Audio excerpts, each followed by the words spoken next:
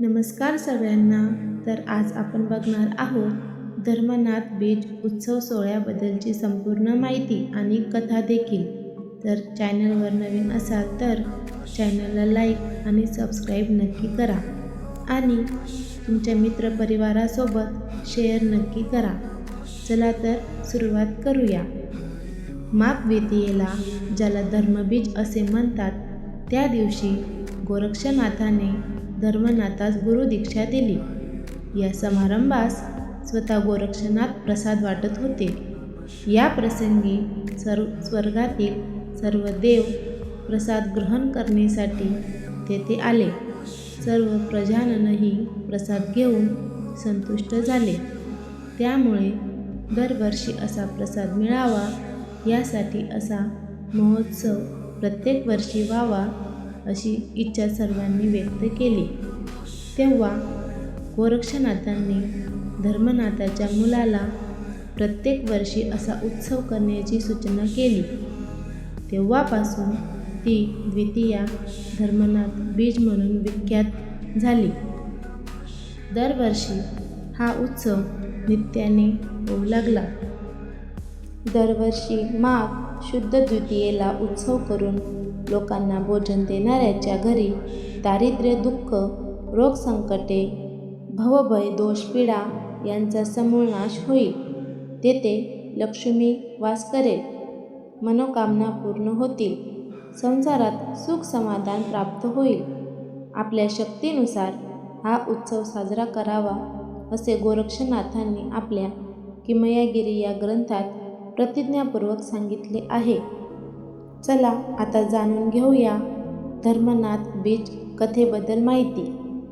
एकदा मच्छिंद्रनाथ व गोरक्षनाथ आपल्या सद्गुरू श्री दत्तात्रय प्रभूंना भेटण्यासाठी गिरनार पर्वतावर आले. परस्परांनी एकमेकांच्या काही घटनांची चर्चा केली. श्री गुरूंनी त्यांना 6 महिने ठेवून घेतले. त्यानंतर गोरक्षनाथ श्री गुरूंना म्हणाले, आमचा जन्म जगत कल्याणासाठी आणि परोपकारासाठी आहे. त्यामुळे आम्हाला तीर्थयात्रेला जाण्याची अनुमती द्यावी. दत्तगुरूंनी जड अंतकरणांनी त्यांना निरोप दिला. मच्छिंद्रनाथ व गोरक्षनाथ काशी क्षेत्री निघाले. वाटेत प्रयाग क्षेत्री येऊन पोचले. त्यावेळी तेथे त्रिविक्रम राजा राज्य करीत होता. राणीचे नाव होते रेवती. त्यांना एकही अपत्य नव्हते. त्रिविक्रम राजा परम उदार, ज्ञानी, परोपकारी, प्रजाहित दक्ष होता. विक्रम राजा प्रजेवर पुत्राप्रमाणे प्रेम करीत होता. त्यामुळे प्रजा सुखी समाधानी होती. प्रजेचे राजा राणीवर अत्यंत प्रेम होते. मच्छिंद्रनाथ व गोरक्षनाथ प्रयागला आले त्यावेळी विक्रम राजा स्वर्गवासी झाला होता. राज्यात हाहाकार उडाला होता. सारी प्रजा शोकाकुल झाली होती. राणी रेवतीच्या दुःखाला पारावार उरला नव्हता. सर्वांचा दुःख विलाप पाहून मच्छिंद्रनाथांना हळहळ वाटली.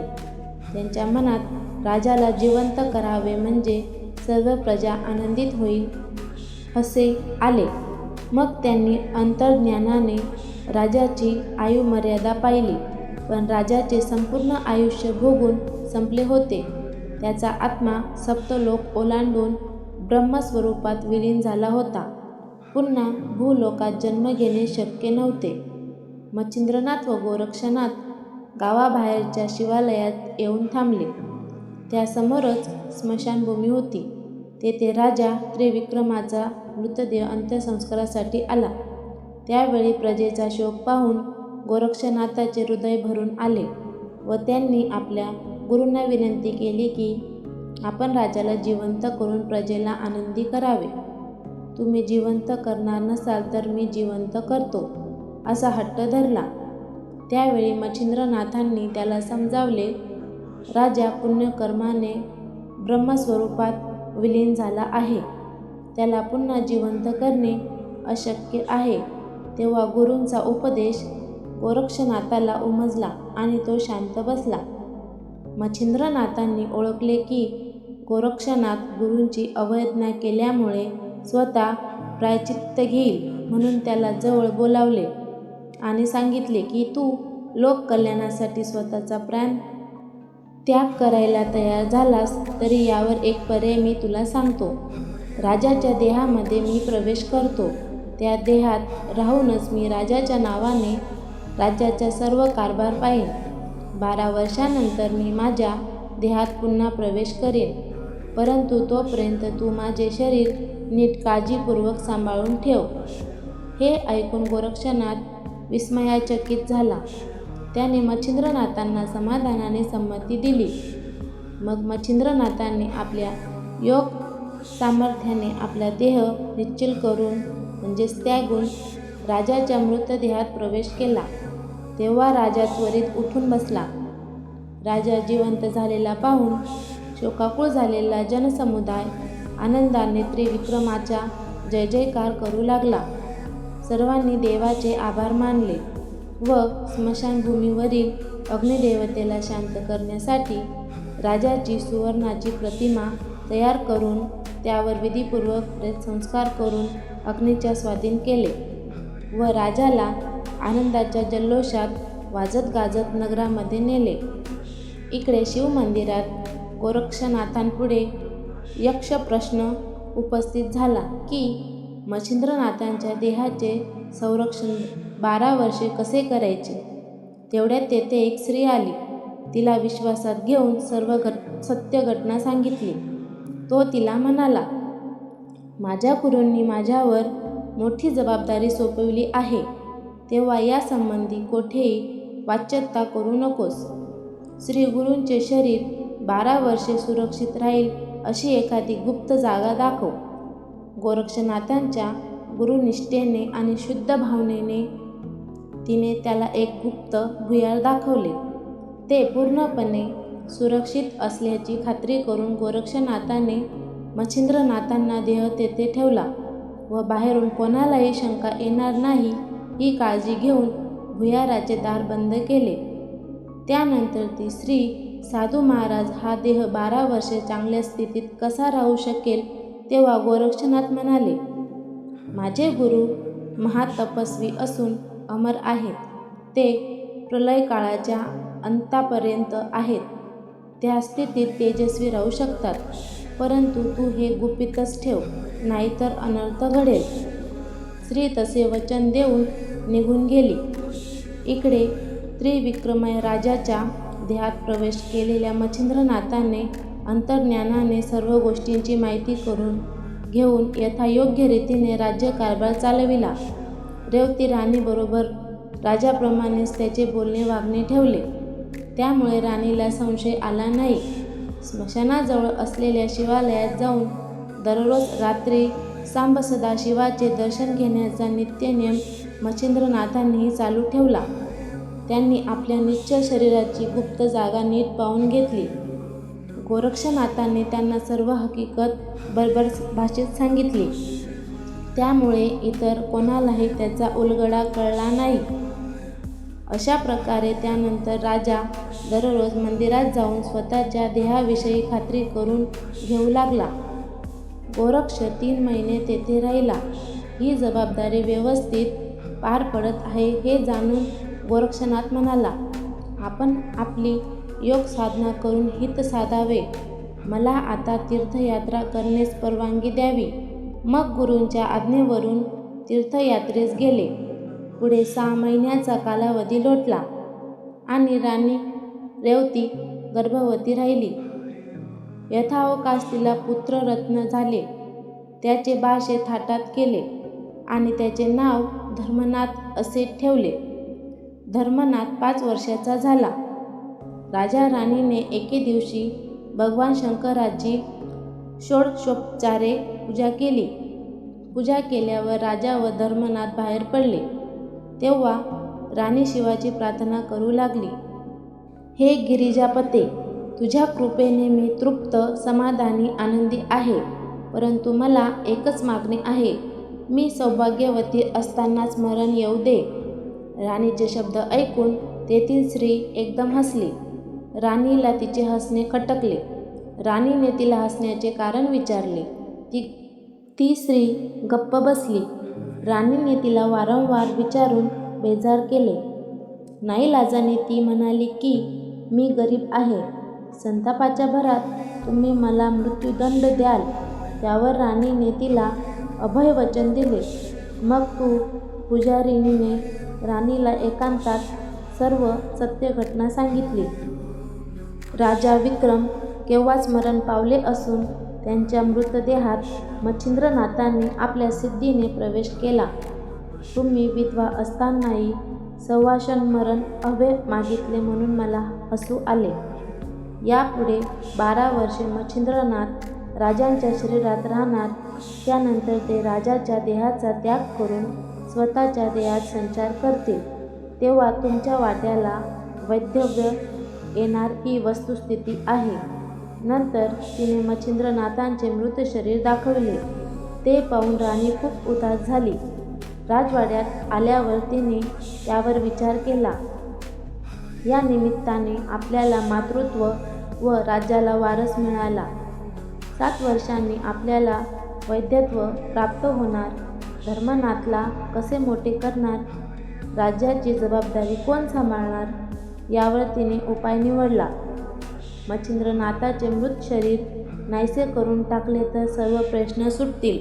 तिने मच्छिंद्रनाथांचे शरीर बाहेर काढले व सेवकांकडून मध्यरात्री त्याचे बारीक तुकडे करून अरण्यात फेकून दिले. भुयाराचे तोंड पूर्ववत बंद करून निश्चिंत राहिली. ही घटना घडल्यानंतर माता पार्वतीला कैलासात एकदम जाग आली. तिने भगवान शंकराला रेवती राणीने आपल्या भक्ताचे केलेले कृष्णकृत्य सांगितले. शंकरांना खूप हळहळ वाटली. त्यांनी पार्वतीला सांगितले की तू याक्षिणीला अरण्यात पाठवून मच्छिंद्रनाथांच्या देहाचे तुकडे एकत्र करून कैलासावर आणून ठेवण्यास सांग. पार्वतीने कोटी चामुंडांना बोलावून तशी आज्ञा केली.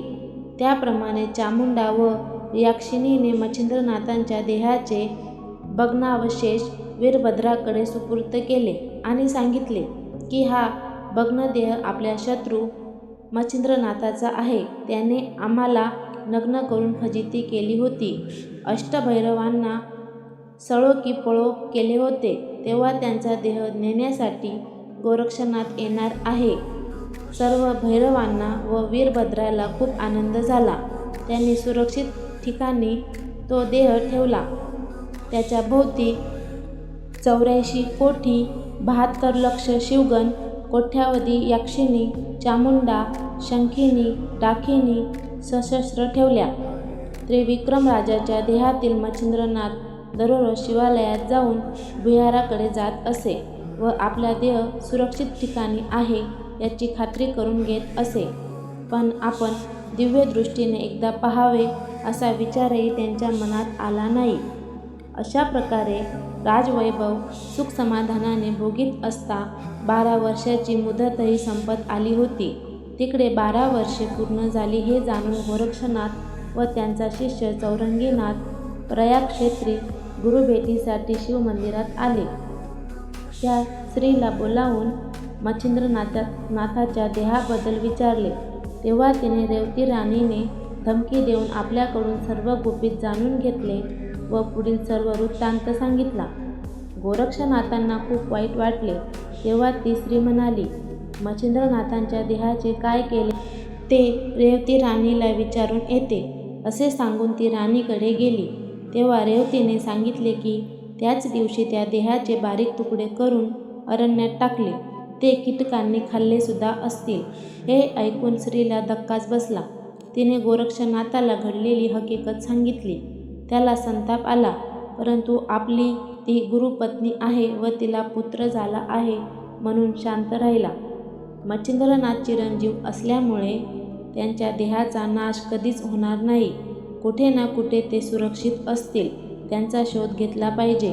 त्यांनी चौरंगीनाथाला सांगितले की गुरुच्या देहाचे अवशेष शोधण्यासाठी मी योगबलाने सूक्ष्मरूप घेऊन जातो, परंतु माझा देह इथेच ठेवून जातो.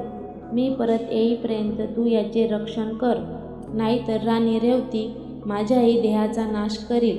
असे सांगून तो सूक्ष्म रूपाने बाहेर पडला.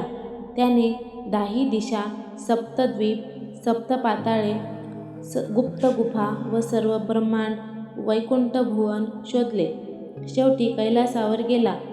तेथे त्याला वीरभद्र, शिवगण, चामुंडाच्या पहाऱ्यात गुरूंच्या अस्थी, त्वचा, मांस यांचे अवशेष दिसले. तो पुन्हा शिवमंदिरात आला. स्वतःच्या शरीरात प्रवेश केला व युद्धाची तयारी केली. सूर्यावर पर्वतास्त्राचा प्रयोग करून त्याला मध्यस्थी करून देह ताब्यात द्यावा असे सांगितलं. सूर्य वीरभद्राकडे गेला व मच्छिंद्रनाथांचा देह परत देण्याची विनंती केली, परंतु त्यांनी नकार दिला. वीरभद्राने अष्टभैरव, 72 कोटी 84 लक्ष गणांना शस्त्रास्त्र घेऊन तयार राहण्यास सांगितले. गोरक्ष व चौरंगीने हे पाहून दोघांमध्ये घनघोर युद्ध झाले. एकमेकांवर अस्त्रे सोडली. यामुळे सर्व देव भयभीत झाले. भगवान विष्णू व शंकर पृथ्वीवर आले. त्यांनी दोघांना शांत केले, परंतु वीरभद्राला गोरक्षनाथांनी अस्त्रांनी मारून टाकले. त्यावेळी शंकराला दुःख झाले. गोरक्षाने वीरभद्राला जिवंत करण्याचा उपाय विचारला. तेव्हा महादेव म्हणाले, वीरभद्र जागृती, स्वप्न, सुपुष्टी या तिन्ही अवस्थेत शिवमंत्र जपत असे, तेव्हा त्याच्या अस्थिमधून शिवजप ऐकायला येईल. ती हाडे वीरभद्राची समजावी. अशा रीतीने गोरक्षाने संजीवन मंत्राने वीरभद्राला जिवंत केले व भगवान शंकरांनी दोघांची मैत्री घडवून आणली. श्री गुरु मच्छिंद्रनाथांच्या देहाचे अवशेष घेऊन श्री गोरक्षनाथ शिवमंदिरात आले. ते सर्व सोडून भुयारात त्यांचे रक्षण करीत असताना एके दिवशी त्रिविक्रमाच्या देहातील मच्छिंद्रनाथ नेहमीप्रमाणे शिवमंदिरात आले. त्यांनी गोरक्षनाथांची विचारपूस केली. तेव्हा गोरक्षनाथांनी शरीरासाठी झालेल्या सर्व सत्य घटनांचा वृत्तांत राजाला सांगितला व 12 वर्षाची मुदत संपत आल्याची कल्पनाही दिली. तेव्हा मच्छिंद्रनाथ म्हणाले की मला देहात पुनरागमन करण्याची ओढ लागली आहे. त्यासाठी पुत्र धर्मनाथाला राज्याचा उत्तराधिकारी करून परत येतो असे सांगून राजवाड्याकडे निघून गेले. राजवाड्यात आल्यावर त्यांनी प्रधान व मंत्रीगण यांच्याशी राजपुत्राला राज्याभिषेक करण्याविषयीची चर्चा करून एका शुभ मुहूर्तावर अत्यंत थाटामाटाने समारंभपूर्वक धर्मनाथाला राज्याभिषेक केला व सर्व प्रजाजनांनी सुवर्णदान, मिष्टान्न भोजन, कर सवलत इत्यादी जनहिताची कामे करून धर्मनाथाच्या राज्यकारभाराचे अवलोकन करून 1 महिन्यांनी मच्छिंद्रनाथांनी समाधानाने शिवमंदिरातील आपल्या स्वशरीरात प्रवेश केला. गोरक्षनाथांनी संजीवनी मंत्राने तो पूर्ववत केला. गोरक्ष व चौरंगींना आनंद झाला व त्यांनी गुरूंना वंदन केले.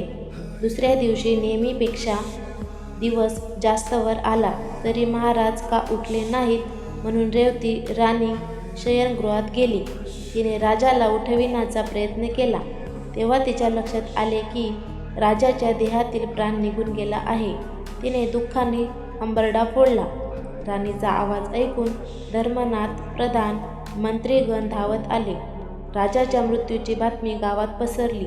त्रिविक्रमाच्या प्रेतावर स्मशानात अंत्यसंस्कार झाले. त्यावेळी मच्छिंद्रनाथ, गोरक्षनाथ व चौरंगीनाथ तेथे हजर होते. मच्छिंद्रनाथांना ते पाहून राणीला आश्चर्य वाटले. पित्याच्या मृत्यूमुळे धर्मनाथ दुःखी झाला. त्याने अन्नपाणी वर्ज्य केले. राणीने एकांतात धर्मनाथाला पित्याविषयीचे रहस्य सांगितले. नंतर धर्मनाथाने शिवमंदिरातून 3ही नाथांना पालखीत बसवून राजवाड्यात आणले. 1 वर्षभर ते तेथे राहिले. आता तू मातेची सेवा व राज्याचा उपभोग घे. 12 वर्षांनी मी परत येईन असे सांगून ते तिघे तीर्थयात्रेला निघून गेले. धर्मनाथांनी मच्छिंद्रनाथांची आज्ञा पाळली होती. त्याच्या कारकिर्दीत प्रजा सुखात होती. आपल्या मातेलाही त्याने सुखासमाधानाने ठेवले होते. तिची तो मने भावे सेवा करीत होता. त्याची पत्नी आज्ञाधारक व प्रतिवता होती. त्यांना एक पुत्रही झाला होता. त्याचे त्रिविक्रम नाव ठेवले होते. मच्छिंद्रनाथ, गोरक्षनाथ, चौरंगीनाथ व अडभंगनाथ प्रयागला परत आले. धर्मनाथाने त्यांची भेट घेऊन सन्मानपूर्वक त्यांना राजवाड्यात आणले. काही काळ गेल्यावर त्यांच्या उपस्थितीत चांगला मुहूर्त पाहून त्रिविक्रमाला राज्याभिषेक केला. धर्मनाथ त्यांच्याबरोबर तीर्थयात्रेला जाण्यास उत्सुक होता. माघ द्वितीयेला, ज्याला धर्मबीज असे म्हणतात, त्या दिवशी गोरक्षनाथाने धर्मनाथास गुरुदीक्षा दिली. या समारंभास स्वतः गोरक्षनाथ प्रसाद वाटत होते. या प्रसंगी स्वर्गातील सर्व देव प्रसाद ग्रहण करण्यासाठी तेथे आले. सर्व प्रजाजनही प्रसाद घेऊन संतुष्ट झाले. त्यामुळे दरवर्षी असा प्रसाद मिळावा यासाठी असा महोत्सव प्रत्येक वर्षी व्हावा अशी इच्छा सर्वांनी व्यक्त केली. तेव्हा गोरक्षनाथांनी धर्मनाथाच्या मुलाला प्रत्येक वर्षी असा उत्सव करण्याची सूचना केली. तेव्हापासून ती द्वितीया धर्मनाथ बीज म्हणून विख्यात झाली. दरवर्षी हा उत्सव नित्याने होऊ लागला.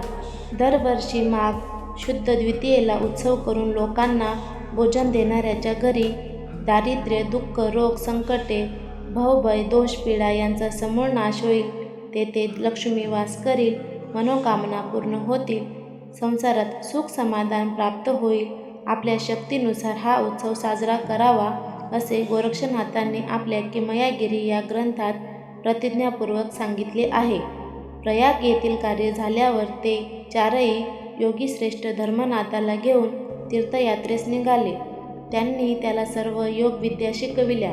ते बद्रिकाश्रमात आले. तेथे भगवान शंकराचे दर्शन घडविले.